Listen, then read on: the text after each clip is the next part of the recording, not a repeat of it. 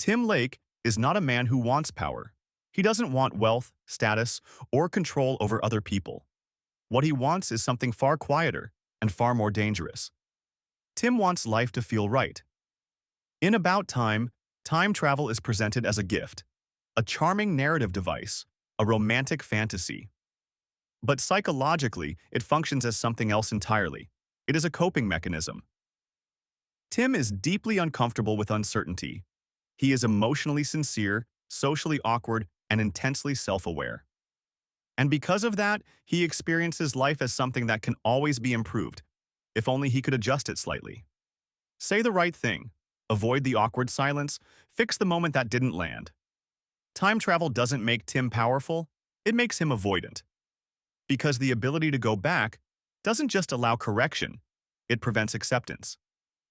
Today, we're analyzing Tim Lake not as a romantic hero, but as a psychological case study in perfectionism, emotional safety, and the slow, difficult process of learning how to live without revisions.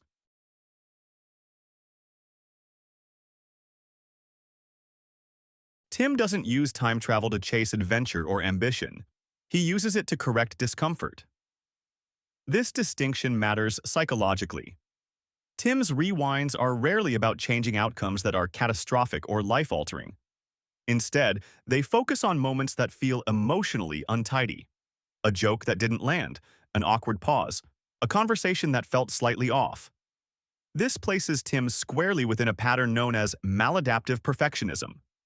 Not the high-achieving, externally driven kind, but the internal version, where life is experienced as something that should feel smoother, cleaner, more emotionally coherent than it naturally does.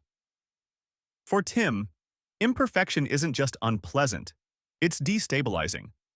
A mistake doesn't simply mean that didn't go well.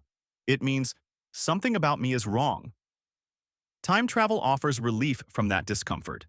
It allows Tim to believe that emotional pain isn't something to endure, but something to edit out.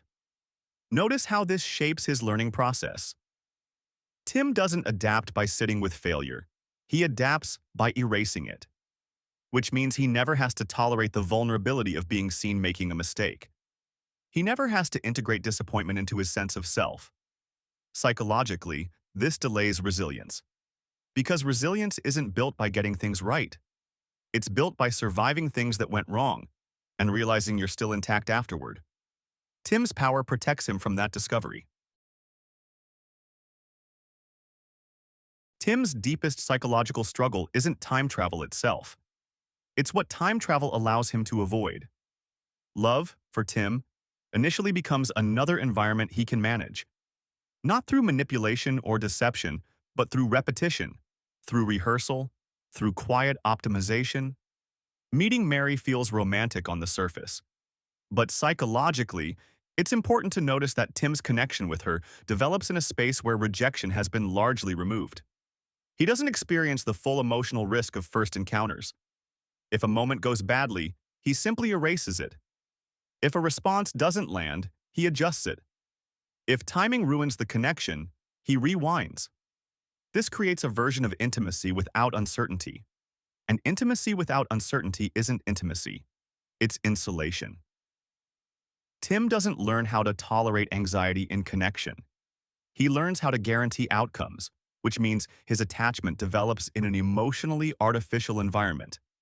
Psychologically, this matters because secure attachment is built through unpredictability, through misattunement followed by repair, through the experience of not knowing how someone will respond and staying present anyway. Tim skips that process.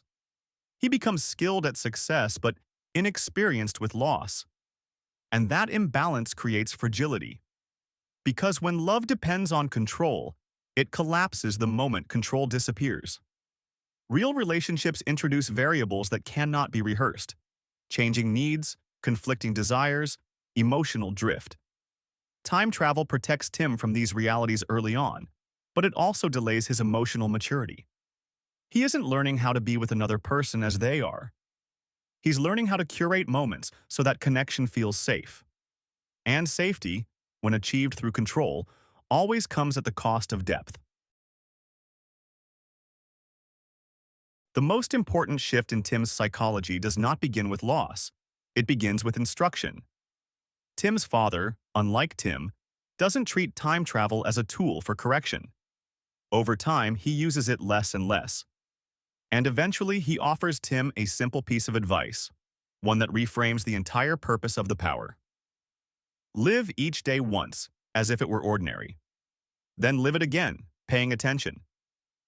This is not a strategy for perfection, it's a strategy for presence. Psychologically, this moment matters because it offers Tim an alternative to control. Instead of editing life until it feels right, he is encouraged to experience life as it already is, but more consciously. At first, Tim treats this advice as another technique, another way to optimize happiness, another method to guarantee emotional payoff. But the advice isn't about improvement. It's about relinquishment. His father models something Tim has never been comfortable with, accepting imperfection without fixing it, letting moments pass without revising them, allowing life to feel unfinished. Only later, after his father's death, does the full weight of this lesson land. Loss doesn't teach Tim the philosophy. Loss proves it. Because once finality enters Tim's life, the choice becomes clear. Either retreat into memory or stay present despite pain. And for the first time, Tim chooses presence. By the end of About Time, Tim Lake no longer treats life as something to be edited. He treats it as something to be inhabited. This is the quiet psychological resolution of his journey. Tim doesn't abandon time travel because it fails. He abandons it because he no longer needs it. At the beginning of the film, Tim believes happiness comes from correction, from saying the right thing, avoiding the wrong moment, and smoothing emotional friction until life feels safe. By the end, he understands something far more difficult. Happiness doesn't come from control. It comes from tolerance.